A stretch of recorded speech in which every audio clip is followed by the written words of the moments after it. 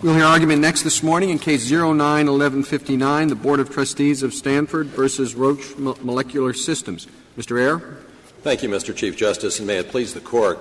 The Bayh-Dole Act sets forth a comprehensive disposition of rights in inventions made by nonprofit organizations and small business organizations under federal funding agreements. That disposition specifically defines the rights of inventors, and it puts them in the third position behind the contractor, the nonprofit contractor, and behind the government, and specifically says that the inventor may only receive rights, that is to say, take title, when the contractor has declined to take title or defaulted in some respect, and the government itself has likewise declined to take title. In this case, Roche's sole claim rests on an assignment from an inventor who was at that time, I think without question, a Stanford employee who was working on a project under a federal funding agreement. Had not been an employee. If it had been an independent contractor who was working in combination with the university, how does this automatic vesting? Well, Your Honor, the Act deals specifically with independent contractors, and the regulations at least do, and they indicate that the contractor in that instance, if in fact working on a federally funded project, would step into the shoes of the contractor. But I don't believe it would affect the outcome in terms of whether it would be a Bayh-Dole invention. The critical fact here is that the inventor was working on a project that was already funded. His work at Cetus was part of that project. And the net result Mr. Ayer, that seems to be a factual dispute. So maybe you can be clear on that. According to Cetus or Roche, at the time that this scientist came to Cetus to work, there was no federal funding. The federal funding for this project, the Stanford project, came about after the scientist had spent his 9 months at Cetus. At least that's the picture that they draw.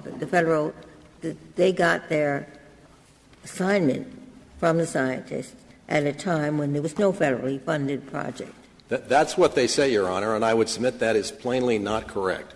We deal with this at pages 21 and 22 of our yellow brief, and we specifically talk about the fact there are several critical facts here. One is that the article which was written about the work at Cetus, the JID article, at page 135 of the Joint Appendix, specifically has a footnote indicating that the work reported on, that is the work at Cetus on the assay, was funded by the two specific grants in issue. Dr. Merrigan, who is the head of the lab at Stanford that Dr. Holodniy worked in, talks in his declaration at 98 and 99 of the Joint Appendix, specifically talks about how Dr. Holodniy's work was part of the AIDS Research Center at Stanford and part of an AIDS clinical trial at Stanford, and all of that work was federally funded. Well, just as a hypothetical, suppose it was as Justice Ginsburg suggested. Or indeed, suppose this individual, even before he was employed by Stanford at all, much less employed by a Stanford project funded by the federal government, entered into this kind of an agreement with somebody that he had been working for. How would it? Well, I think you have to look very carefully at the facts, and I don't want to speak loosely and categorically about the facts, but what I will say is that in a situation where, and this is very clearly true, in a situation where prior work is done by persons who are, start with a clearer set of facts, not affiliated with the university, and they, let's say, that person conceives of an invention, and that later the university takes that conception of an invention and reduces it to practice, the conception by a person who is not a university employee, if there's no university person involved in the conception, then it can't be an invention of the contractor because you can't be an inventor without being part of the conception.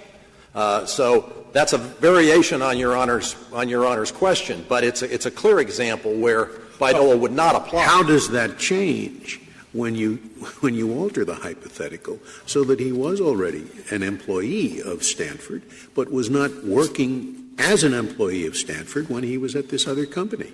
You could still say that Stanford was not the inventor.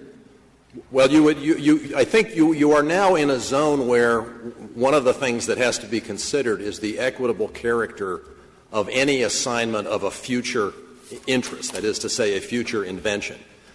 Because if, in fact, what was assigned was, as here, the possibility that there might at some future time be an invention, then equitable considerations come into play. And one of the equitable considerations, we think the one that is of paramount significance, is the fact that the Congress of the United States has said, in the context of Bayh-Dole, that when the United States invests money in research, it wants certain things to happen that are very carefully set out in the Bayh-Dole Act. Could you tell me, assume no federal act. Let's just talk about two or parties that are not involved with the federal government. Inventor agrees to assign to A. Mm-hmm. Then inventor in fact assigns to B. Then A gets the patent. Well, it depends what's assigned, Your Honor. If B is a bona fide purchaser under 35 U.S.C. 261, then B would prevail. If B is not a bona fide purchaser, and that can only apply under 261 where you are dealing with an assignment in law of a patent or a patent application, then I think you are in the difficult zone where there are two competing interests in the future possibility of an invention. And I don't know that I can, without knowing all the facts, even intelligently try to tell you what would end up happening. In this case, if you do not prevail on your principal argument, have you preserved the point that the assignment to Cetus was contrary to public policy? I think we have, Your Honor. I think essentially I would say, frankly, that is. But the Court of Appeals didn't seem to discuss that. Well, I think that is at the heart of our core argument and of the government's argument. And it is that, as the trial court here held, and as we've said in our brief several times, the inventor, because he is working here at the time of the assignment on a federally funded project as an employee of Stanford University, is essentially working on something covered by Bayh-Dole. And being covered by Bayh-Dole means that he lacks the power to transfer title to this future invention to someone else because the statute has already spoken for it. Mr. Ayer, it seems the Federal Circuit emphasized a distinction between the scientist saying, I will assign, which was the language used in the agreement with Stanford, and I hereby do assign. And it seemed that that was critical to the Federal Circuit's decision. They cite a whole bunch of cases. The suggestion seems to be that if Stanford had said, I hereby do assign, there would be no case because Stanford would have been first in time. Well, one interesting thing about that discussion is that the very first case that we know anything about, that we're aware of, making that distinction and relying upon the immediate effect of an assignment using the words I hereby assign, was the Film Tech case in 1991. That was 2 years after the events in this case. So how was Stanford supposed to know that that fine distinction was going to be made? We think the critical issue here is whether the inventor, while working on a federally funded project as an employee of the contractor, and there's no doubt that his work at Cetus was part of his Stanford research. All you have to do is look at pages 16A to 18A of the petition appendix for the Court of Appeals decision, or pages 62A and 69A for the district court opinion. It's perfectly clear that everyone knew he came to Cetus to advance his work on his Stanford research, which was in fact funded, as we show, at pages 21 and 22. And what have universities been doing for the last 30 years? Have they been proceeding on the assumption that title to inventions vested in them automatically, or have they been very careful about getting assignments from all of their employees? Universities and I think everybody engaged in research is generally careful. They have policies in place to get assignments, and there are lots of reasons why that would be true. It was true before the Bayh-Dole Act. It's a wise and prudent practice to have an understanding with your employees about who is going to own what. Do those policies ever distinguish between federally funded projects and non-federally funded projects? I don't know about the universe of them. I know that the Stanford policy in this case, relevant at this time, was a policy that indicated employees could retain title in many instances, but not where federal law, applicable law, says that they can't retain title. And in that sense, they do. But those policies, I think, are very clearly, in virtually every case I know anything about, policies that are signed by an employee pretty much the day they walk in the door, as I think was the case here with Dr. Holodniy back in 1988.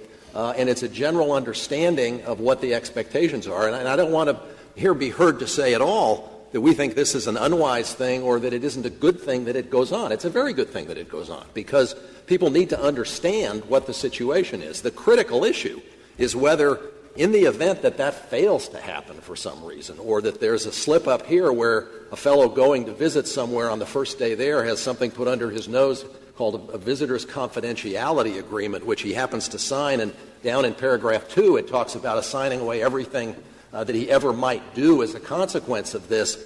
The point is that in that situation you can't have the interest of the United States, which is the critical paramount interest in this case. I want to make that very clear.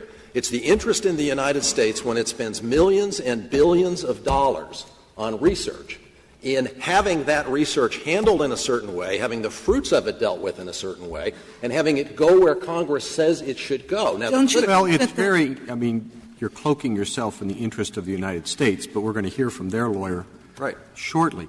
Do you ever have different arrangements with respect to the assignments depending upon who the researcher is? I mean, I would have supposed there are very prominent researchers that you would like to have at Stanford, and you'd be willing to negotiate less than a requirement of full assignment of their inventions in order to get that person there. I don't know I wouldn't tell you. In other words, wouldn't you be willing to sell the interests of the United States down the river to advance your interests? Well, we would not, I think, be willing, and I wouldn't think anybody would be willing to break the law. And we would submit that that's what's going on here. Well, but I thought the law meant that the United States got whatever interest the contractor got, right? And if it doesn't say what the contractor can or can't do with respect to the employees it has. The statute defines a universe of covered cases, which are inventions of the contractor, which we think the other side uses those words to argue that inventions of the contractor are only the ones the contractor already owns. That's the word retain. Don't forget. Right. Too. Those two provisions are essentially their argument for narrowing the universe of inventions that is covered. And I want to just say at the outset, the critical thing about narrowing the universe of inventions covered is that it narrows the universe of inventions in which the government's rights to, number one, itself receive title under several provisions of the Act. Number two, itself to enforce a whole series of requirements under 202C, 4567, and a variety of other provisions to itself march in and do things. When you define out of that category instances where inventions exist and were produced with federal money, then you're limiting the coverage of the government's interests. But on the two provisions at issue, we think clearly they do not mean what the other side says they mean. The word invention of someone is conventionally understood. If you hear the light bulb was an invention of Thomas Edison, you don't think Thomas Edison owns the patent. You think he invented it. Same thing is true. There are two things that cut very strongly against your argument, but there are many things that cut in favor of it. But the two things that seem to me to cut pretty strongly against your argument are, first, that it has long been the rule that inventors have title to their patents initially, even if they make those inventions while working for somebody else. And the second is that you are relying on a provision that says that the nonprofit organization may elect to retain title, which means hold on to a title that the the organization already has. There's just no accepted definition of the word retain that corresponds to the meaning that you want to assign to that word. Retain does not mean obtain. Thank you, Your Honor. Can I answer that? Basically, what I would say is on the first point, you're quite correct, obviously, that that's the general rule that inventors receive title. However, just in this case, in this fact pattern, the array of so-called vesting statutes that predated the Bayh-Dole Act throughout the 30 years in between are statutes that specifically, in most instances, without any discussion of an assignment, simply vested title directly in the United States. So Congress clearly had the power to do that, and they did it, and no one ever seriously argued that they couldn't. No, but this is investing it in the United States. This is speaking of the university retaining title. If the government was going to make such a huge change from normal patent law where the inventor owns his invention until he assigns it to his employer, why wasn't that set forth clearly? All they needed was one paragraph. Well, Your Honor, it says when you're working on a government-funded project, you have no right to your invention as an employee. It automatically vests in the university. I would have expected that to be set forth very clearly if they were making such an immense change in patent law. Well, Your Honor, I would take exception to how immense it is given the prior history in which the government simply took title to these very same inventions. But on the issue of the meaning of the word retain, that's actually a word that has a lot of potential connotations. The one thing we can be sure of here, without any doubt, is that it doesn't mean that you had to have ownership before, because in Section 202D of the Act, the Act specifically talks about the inventor's opportunity to itself be considered for retention of title. And everyone agrees that that phrase is one that never applies when the inventor already has title. So retain doesn't mean that. We would submit that what the word retain means Excuse me, I lost you. Go over that again. Okay. 202D. Yeah, where's that? 202D is the section, where is it in the, okay, it is,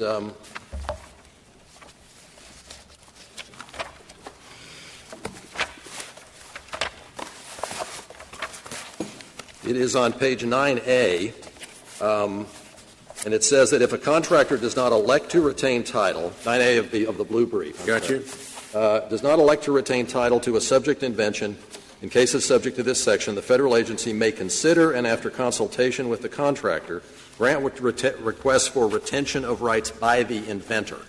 On 38 of the red brief, you will see the other side vehemently arguing that that only applies when the inventor doesn't have title to start with. So you can't have retain mean one thing in one place and one place one thing in the other. Your Honor, if I could, I'd like to Thank you, save the rest of my time.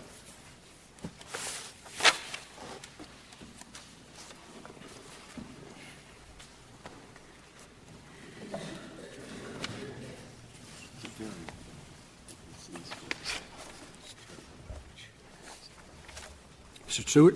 Mr. Chief Justice, and may it please the Court, as the Chief Justice's question suggests, although Stanford and the government's interests are aligned in this case, that won't invariably be so, and the government has perhaps different reasons for supporting the same position that Stanford is supporting. Mr. Stewart, could I ask you just a factual question? When the federal government contracts with universities or other nonprofits, does it require those universities to get assignments from their employees, and if so, how? The government-wide regulation which was promulgated by the Department of Commerce and which identifies certain things that should be in the funding agreements, it does not require an assignment of title from the university's employees. The regulation does require the university to give assurances that it has contractual obligations from its employees to cooperate in filing the documents necessary to process a completed patent application. But that would be necessary. So why doesn't the federal government just require assignments from employees to the university? Well, under our theory, it wouldn't be necessary because the statute itself would give the university title. And second, under respondents' theory, I think there's a substantial doubt whether it would be permissible. That is, respondents' vision of the Bayh-Dole Act is that Congress imposed elaborate requirements on inventions as to which the contractor has obtained title from the researcher. but that Congress left entirely to private ordering, was indifferent as to whether the contractor took title in the first instance. And if that view of the statute were accepted, there would at least be a substantial doubt whether the Commerce Department could promulgate regulations that would validly require the contractor to do something that, in respondents' view, Congress left to private ordering. Now, I don't want to argue that point too vigorously, because certainly if this Court holds that assignments from the inventors are required, we would like to have the opportunity to require the contractor to get them, but it isn't clear to me how you would get there if respondents' view of the statute were accepted. I don't understand that. Why can't the federal government just say, we're not going to fund your project unless you get assignments of inventions by all the employees working on it? What's the problem? We would certainly like to have the opportunity to do that, but to use an analogy, the Bayh-Dole Act is triggered by voluntary choices of small businesses and nonprofits to accept federal funds. And by the federal government's voluntary decision to provide funds. I mean, certainly you can condition your grant of funds on that. I really don't see the problem.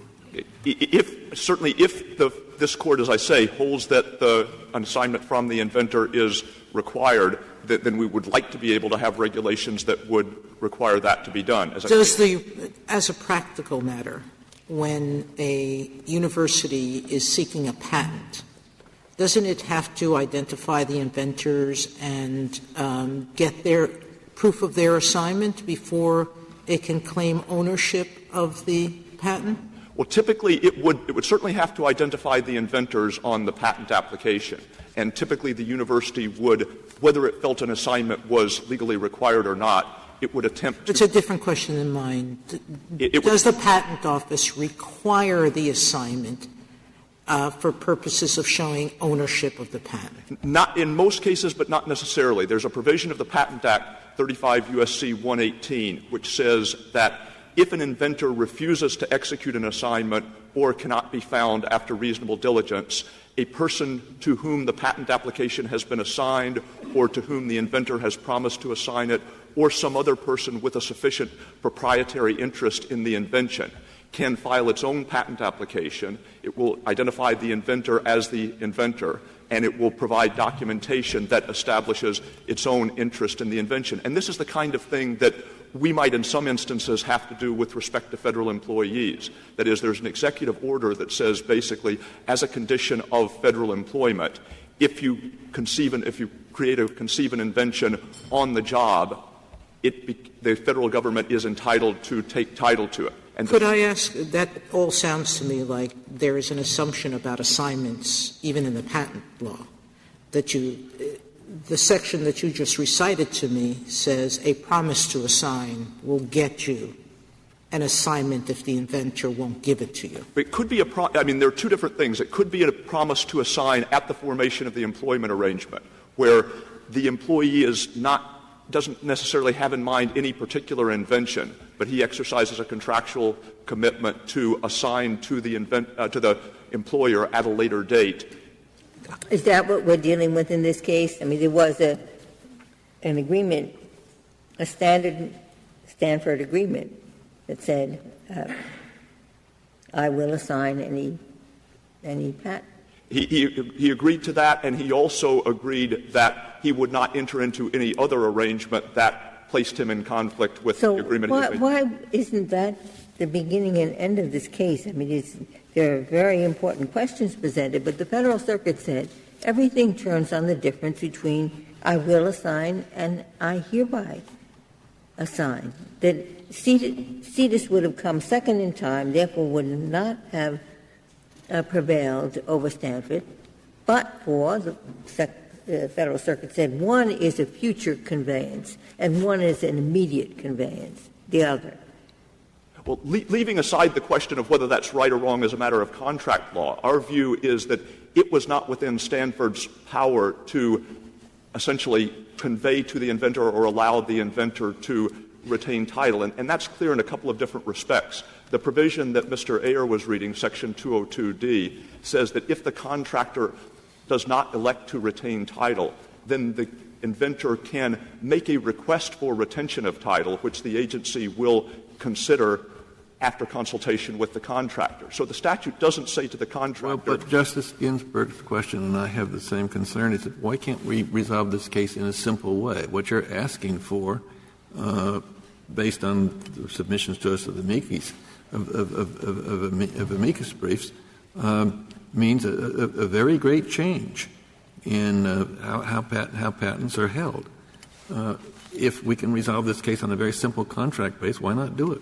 Well, if the Court were to hold that the agreement made with Stanford took precedence over the contractual commitment to Cetus, based either on general contract law or on the view that Bayh-Dole would prohibit the enforcement of the agreement with Cetus under these circumstances, that would satisfactorily resolve the case from the government's perspective. Mr. Stewart, do you know, is this a Stanford-specific problem or is it a more general problem? In other words, are there many universities that have agreements like Stanford's that would be subject to the Federal Circuit's ruling, or is this just an example of one university that unfortunately has a bad agreement? I think there are probably a lot of universities that use this language, and indeed, as one of the amicus briefs points out, it's very natural to distinguish between a present assignment and a promise to assign in the future with respect to an invention that now exists. It seems a little ethereal to distinguish between a present assignment of an invention that has not yet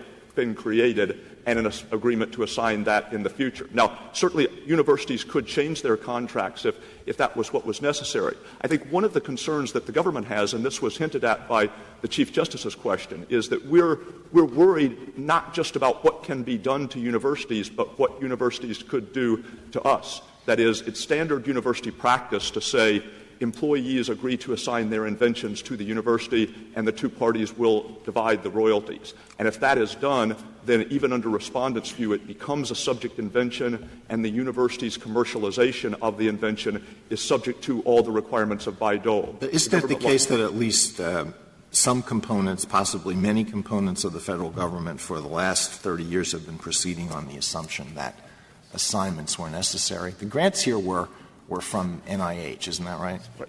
And one of the amicus briefs points out that the NIH compliance guidelines say, by law, an inventor has initial ownership of an invention. However, awardee organizations are required by the Bayh-Dole Act to have in place employee agreements requiring an inventor to assign or give ownership of an invention to the organization. Well, the NIH document is internally inconsistent because it says at the beginning that title passes automatically to the university, but then, as you say, it says later on that an assignment is required, but that the contractor is required to get it. And I think some people have proceeded on that assumption because it never, so long as assignments were in place and were enforceable, it never really mattered whether they were needed. But to continue my answer to Justice Kagan, I wanted to point out, under respondents' theory, universities could make a conscious, calculated decision that rather than obtain an assignment for their inventors, they would simply agree with the inventor that royalties would be split in the same manner as previously, but that the inventor would retain title and perhaps with the assistance of the university's technology transfer office would negotiate with commercial entities, and the effect would be to contract around Bayh-Dole. Commercialization could occur without complying with any of the prerequisites. Thank you, Mr. Stewart.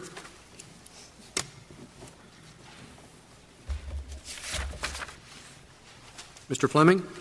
Mr. Chief Justice, and may it please the Court, the Bayh-Dole Act had the laudable objective of taking inventions off of government shelves and putting them into the market, and it succeeded. But it did not change the long-standing rule dating back to this Court's decisions in Hapgood and Dubelier that title to an invention vests in the inventor subject to assignment, not in the inventor's employer.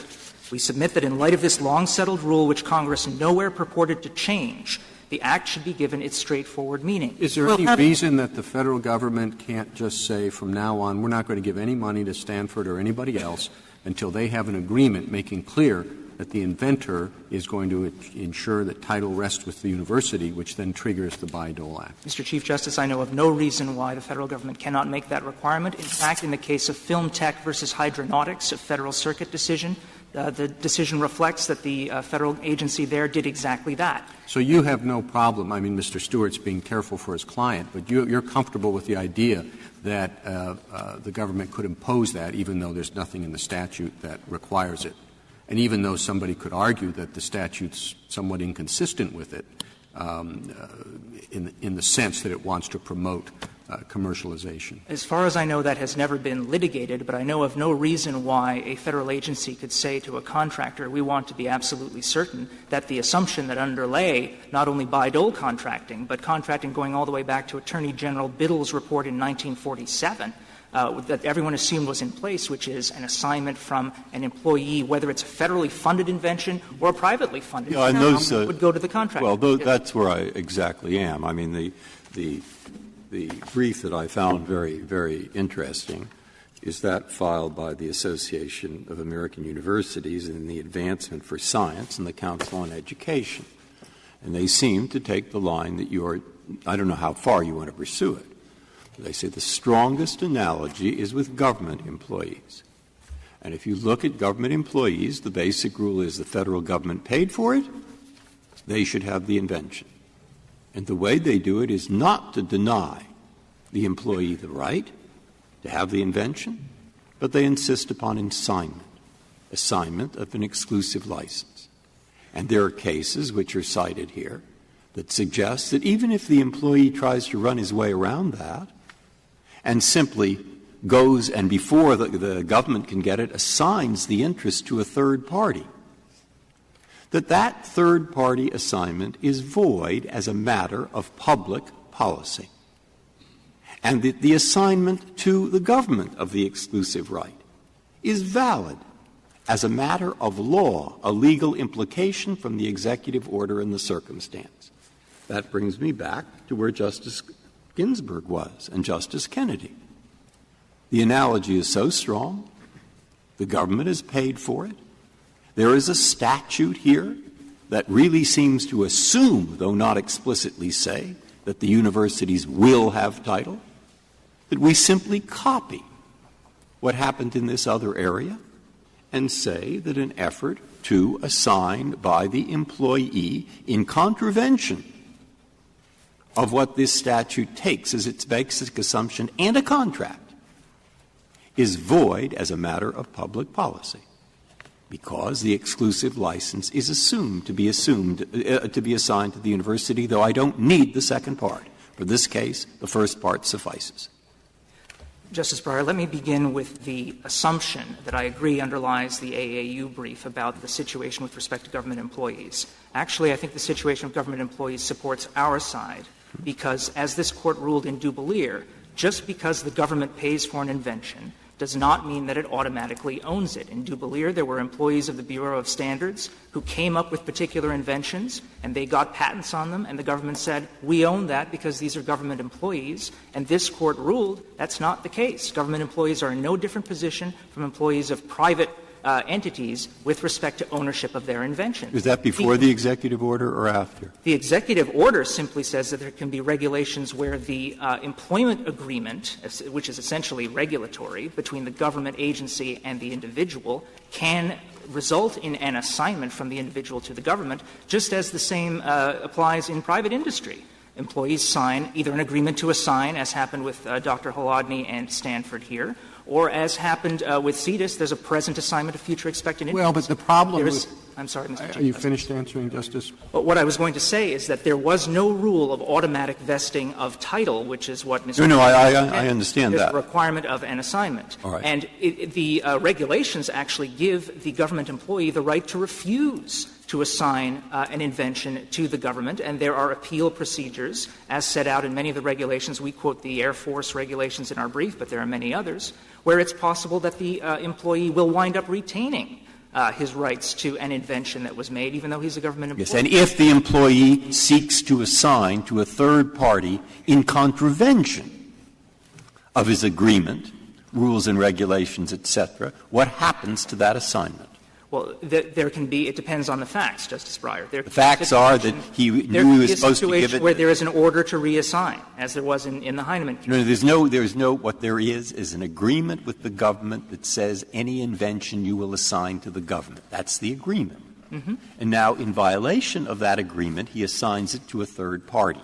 what happens to that assignment? The question will be whether that assignment can be void under ordinary equitable principles. And what the Court said, my reading of it must be yours, is in the cases they cite, that assignment to the third party is void as a matter of law because it's contrary to public policy. That was my reading of it, and I'm questioning you about that because I might not have read it correctly. I'm not sure which case Your Honor is referring to. Well, they have it's the their Heinemann case. L.I.V. Montgomery, Lee v. Montgomery. And well, Lee versus Montgomery is, I believe. Am I right or not, in your opinion? I don't think so, Justice Breyer. I think Lee versus Montgomery is the unpublished decision of the D.C. Circuit, which has less than a sentence of discussion of this. The only one in which this was actually covered in any respect, I think, is the Heinemann decision in the Federal Circuit. But there was no assignment to a third party. It was just a question whether I'm sorry, Justice Sotomayor. Is there any conceivable reason that under the Bayh-Dole Act, whose intent was to protect the government's interest after it's funded the discovery or implementation of an invention, that Congress would have ever wanted the university and the inventor to be able to circumvent the Act by failing to secure an assignment? The purpose of the Act, Justice Sotomayor, was to clarify the relationship between the contractor on the one hand and the federal government on the other in the basis of uniform federal contractual procedures. But frankly, every act before this one, actually the IPA, required that the contractor seek assignments from inventors. Why would this Act omit such a critical term if it didn't intend to vest title in the contractor? The answer, Justice Sotomayor, is given by the IPAs, which is there was no need for such a requirement. Universities had shown that they were perfectly able, under existing law. The government just said if we say that the contractor and the inventor could do what they want, what sane university wouldn't enter into agreements with its employees, letting the employees retain title to their inventions and just sharing royalties thereafter? It wouldn't make any sense for universities to do what you're saying, get assignments, because they could just continue taking the bulk of the royalties. If that were to happen, Justice Sotomayor, the remedy that Mr. Stewart kept in his pocket, which is that the agency would say to the university, you're not getting any more federal money until we are assured that the assumption that has underlain federal contracting since 1947 and before is in place. Well, but that might lead to the same thing that the Bayh-Dole Act was intended to get away from, which is a variety of different arrangements across the vast array of government agencies, because they'll have differing degrees of interest, differing leverage with respect to what they can insist on from the different contractors. Well, Congress, Mr. Chief Justice, in the Bayh-Dole Act was considered with a particular type of uncertainty. It didn't do anything and everything that could be argued to create uncertainty in tech licensing. Are you aware of situations where the universities enter into different types of arrangements with different types of professors and researchers? Certainly. But presumably some of them have greater degree of leverage than others and can say, look, you've got to make sure I get this much of the royalties and I'm only going to give you this much. Well, certainly there are different approaches, and that is the system that Bayh-Dole left in place, which is that the relationship between the contractor and the inventor would be governed under ordinary patent and contract law principles. MIT and Caltech, for instance, well, doesn't that, I'm sorry, I was going to answer the question with examples, but go ahead. MIT and Caltech get present assignments of future interests. We cite those policies in the brief. So if that's so, then the whole thing that was wrong here is that Stanford, instead of drafting the agreement I agree to assign, should have said, I hereby assign, and then there'd be no case. Is that the Cetus agreement said, I hereby assign. And the Federal Circuit said for that reason, even though it was second in time, it takes precedence.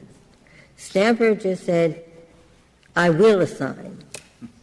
So if Stanford had instead used exactly the formula that Cetus used, I agree to assign and hereby do assign, would you have any case?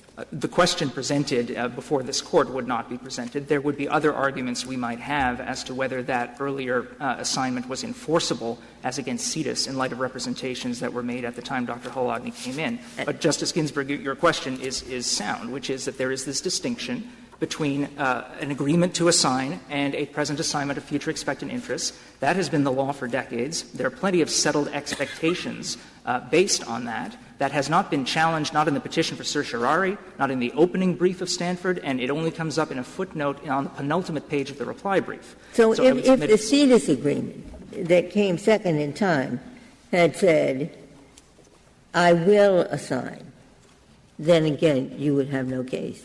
The question presented here would not arise because the only effective assignment of the invention would have been the assignment that Stanford got subsequently from all three co-inventors and filed in the Patent Office in 1995, recognizing that it couldn't simply say Bayh-Dole Act vests title in Stanford, but rather we need an assignment, and it got one. We have a number of sample clauses in this record, and some say I will assign, some say I hereby do assign. The notion that the answer, who wins and who loses, should turn on whether one drafter said, I agree to assign, and the other says, I hereby assign. It just seems very odd. That's a distinction, Justice Ginsburg, that goes back to the Federal Circuit's decision in Arachnid by Judge Giles Rich, who's a notable authority on the Patent Act.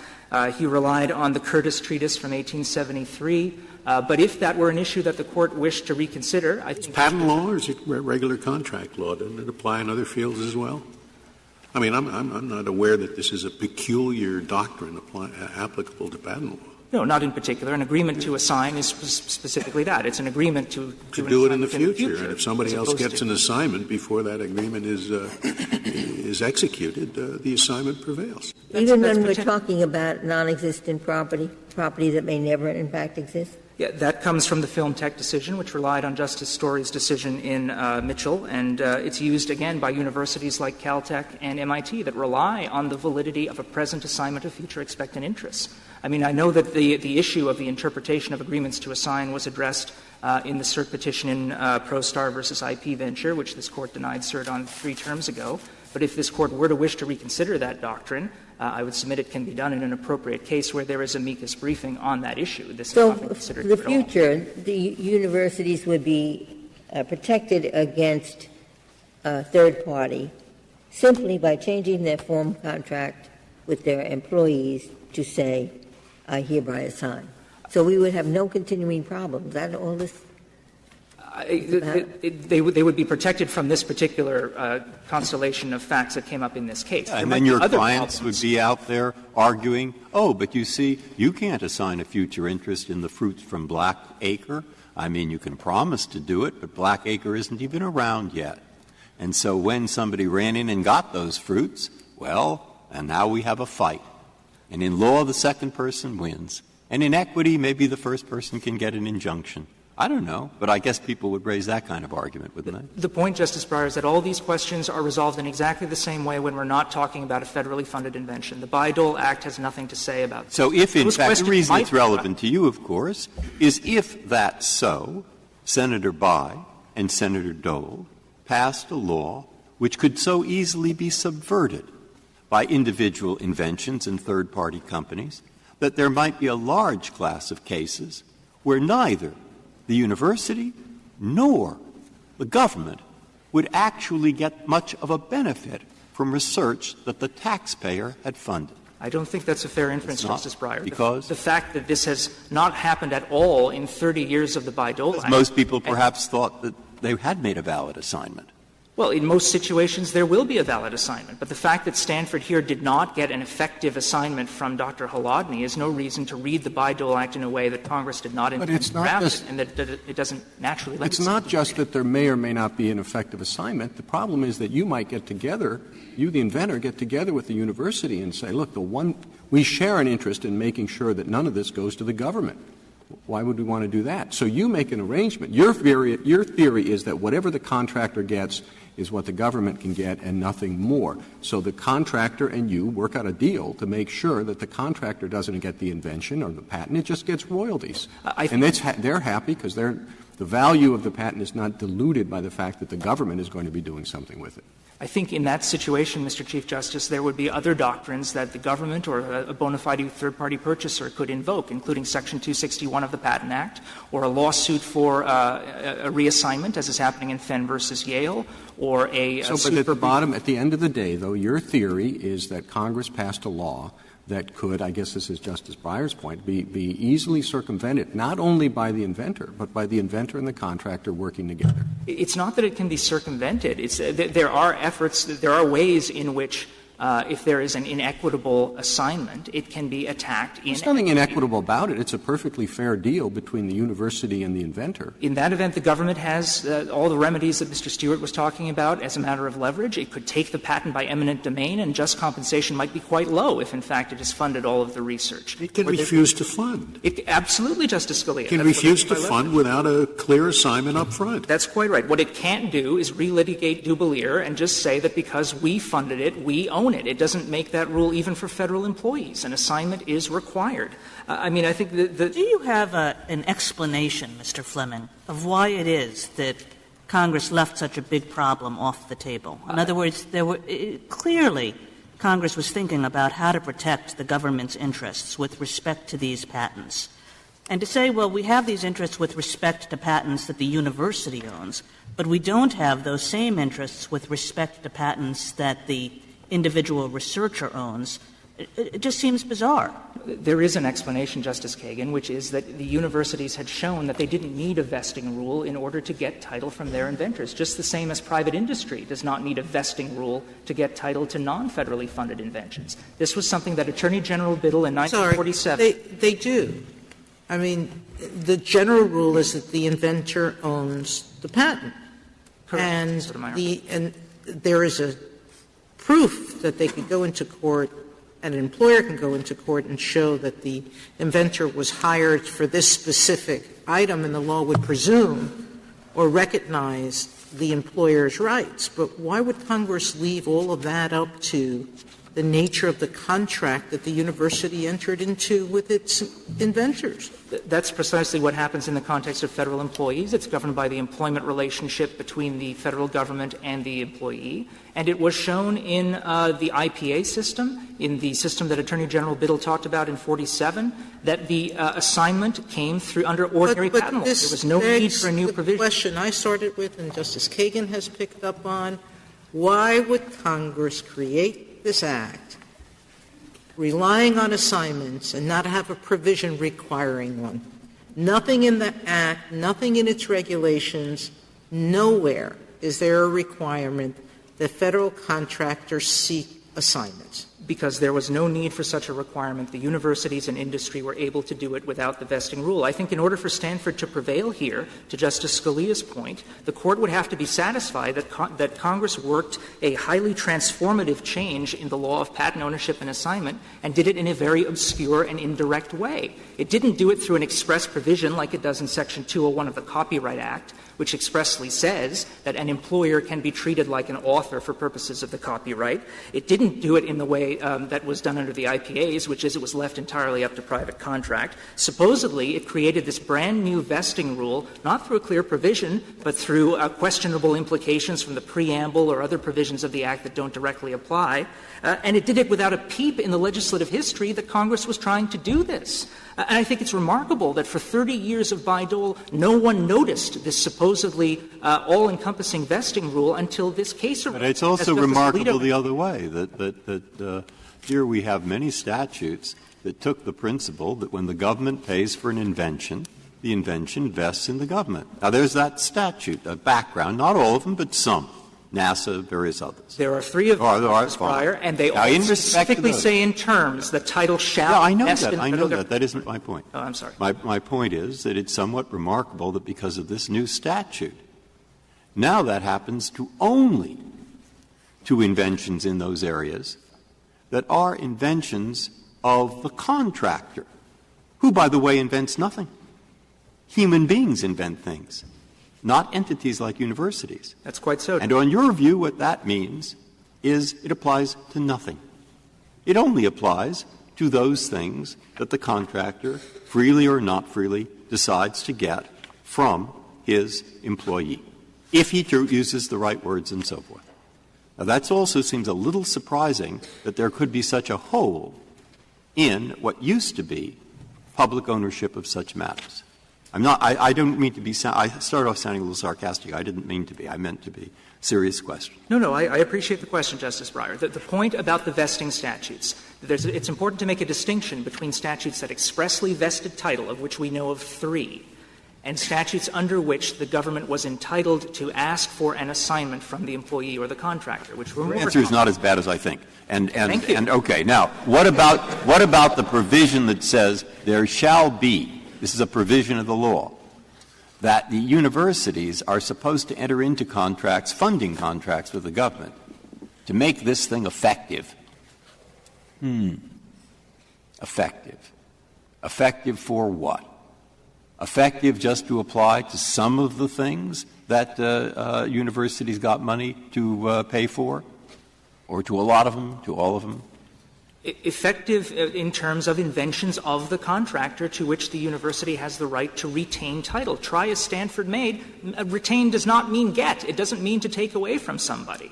An invention of the contractor, for exactly the reason you say, Justice Breyer, is not an invention created by a contractor employee. Contractors don't invent. When Congress wanted to refer to employees in the Act, it did. In Section 202C7, it refers to contractor employees.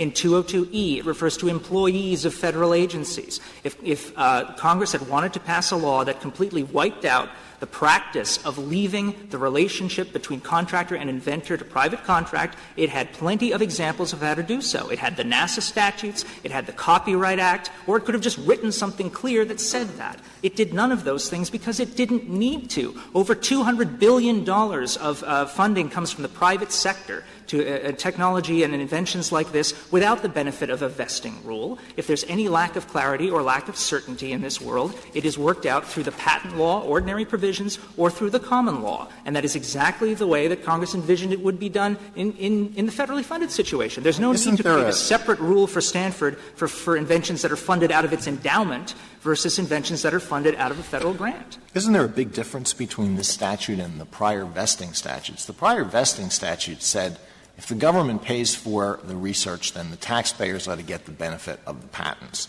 This statute says if the taxpayers pay for the research, if the research is 100% funded by the taxpayers don't get the first priority. The first priority goes to the universities. So it's totally different from the vesting statute. This is a federal subsidy for universities and other nonprofits, isn't it? In some ways, Justice Alito, that's right. And the point is that the statute is limited to the inventions where the contractor has gotten title from its inventors. It is certainly different. The federal government hadn't been doing much with the patents that it acquired automatically. Absolutely not, That's Justice the reason Scalia. that That's they gave exactly, it to the university or to the private and that is sector. exactly the reason this act was enacted, is to get rid of the inconsistent practices among agencies as to the terms of contracts with contractors. It has to do with the quid pro quo. The federal government gives the money, it agrees not to demand title, and in return the contractor takes on certain obligations.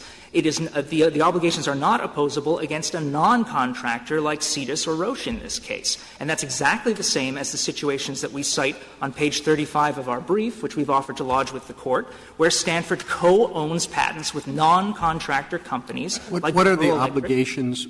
What are the obligations that the contractor undertakes? The contractor agrees to give the government a non-exclusive, paid-up, irrevocable license. It agrees to be subject to march-in rights if the government feels that the invention is not being sufficiently commercialized. All things that the government had and more under the prior system. Yes, that's certainly right. It will all depend on what the individual federal contract has. But yes, in many ways the government was giving up rights in the Bayh-Dole Act, and that was deliberate because it was felt that that private entities would do a better job of commercializing inventions than the federal government was doing. And that's not disputed, but it has nothing to do with the rights that apply to a third party that has not taken on obligations from the government, like Cetus, that simply invited Mr. Holodniy in order to collaborate, but before it did so said, we need an agreement to protect our intellectual property. I mean, one of the hypotheticals that underlies Mr. Ayer's presentation here is that Dr. Holodniy was some kind of rogue, faithless employee who was out on a frolic of his own and simply decided to assign away all his inventions in satisfaction of a personal debt. But the record is quite to the contrary.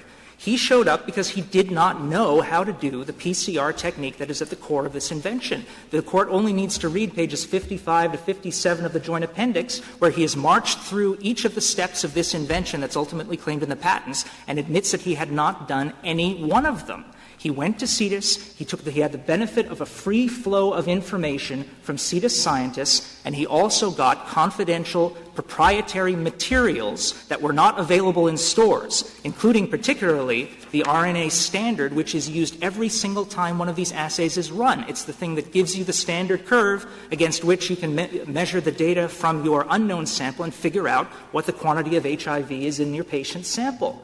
That was, not available at Stanford. It was designed by Alice Wang of Cetus. It was built by Clayton Cassipit in the Cetus lab. It was named after him, using his initials, CC2, and Mr. Cassipit handed it to Dr. Holodniy in a tube for free. Do you think that Cetus would have let the doctor in absent the agreement between Cetus and Stanford?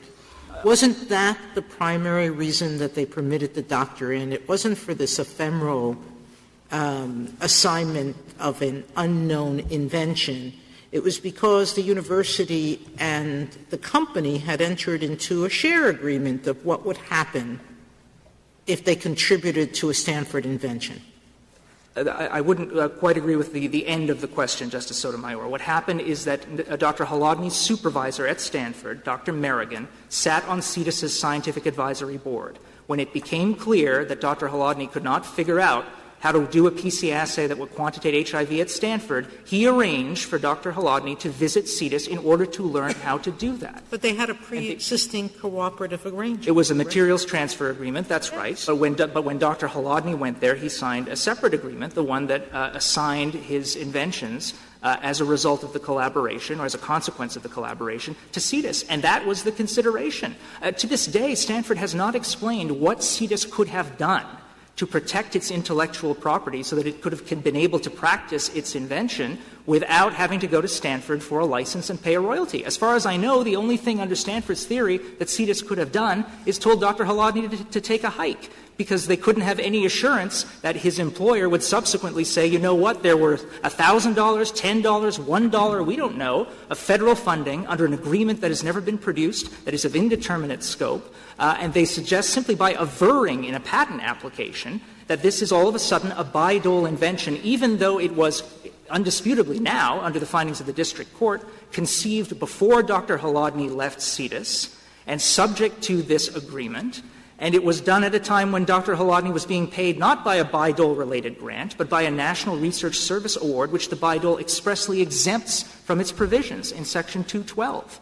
So the notion that Cetus somehow has lost the private right to the invention conceived using its proprietary materials and information simply by the subsequent use of an unknown amount of federal funds, that works a divestiture. You were here, Mr. Fleming, when I asked Mr. Eyre about that, and he said that's not so, that the federally funded project existed at Stanford before Dr. Holodniy ever went to Cetus.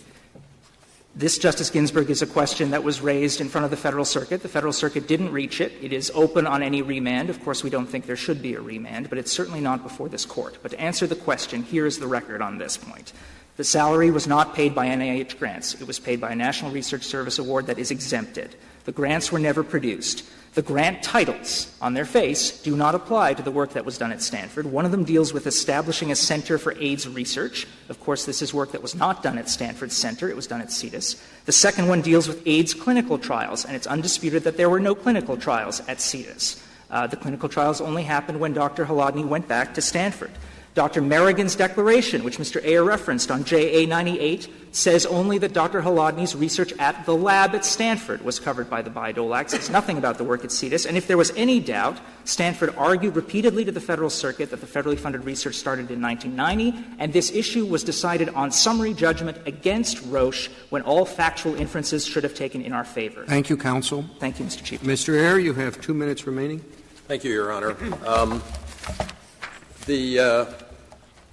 I think the place to start here is with the fact that Congress, faced with a history under which the federal government had taken ownership outright of federally funded inventions in approximately 80% of the cases, enacted a statute to change that because the government wasn't any good at getting this stuff developed. And so they defined the coverage in terms of, I'm going to cover these two phrases, inventions of the contractor. There is no question, if you look at Section 200 on 1A of the blue brief, you will see in the middle of this initial policy and objective section a reference to what they thought they were talking about. At the very bottom of that page, on the bottom line, they talk about ensuring that inventions made by nonprofit organizations and small business organizations, that's the universe they wanted to cover. The same words, inventions made by those organizations, are in the heading of the regulations, and they appear elsewhere throughout the regulations. So they meant to cover the universe of inventions that those institutions create. We talked earlier about the word retain.